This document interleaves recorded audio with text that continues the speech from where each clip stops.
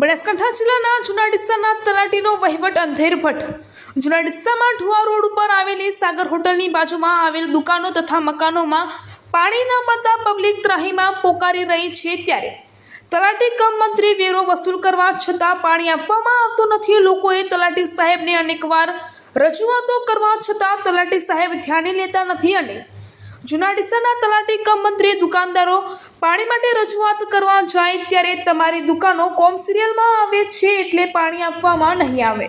શું જૂના ડીસાની ગ્રામ પંચાયત દુકાનોનો વેરો વસૂલ કરતી નથી? સફાઈ તથા પાણી આપવાની જવાબદારી ગ્રામ પંચાયતની નથી આવતી? જો વેરો વસૂલતી હોય તો પાણી અને સફાઈની જવાબદારી ગ્રામ પંચાયતની આવે છે। શું તલાટી સાહેબ નથી જાણતા આ દુકાનદારો અને બાજુમાં વસવાટ કરતા મકાન માલિકો પાણીના ટેન્કરો પોતાના ખર્ચે મંગાવી રહ્યા છે? તો શું પંચાયતની જવાબદારી નથી આવતી? તો કેમ જૂના ડીસાના તલાટી કેમ હાથ અથર કરી રહ્યા છે?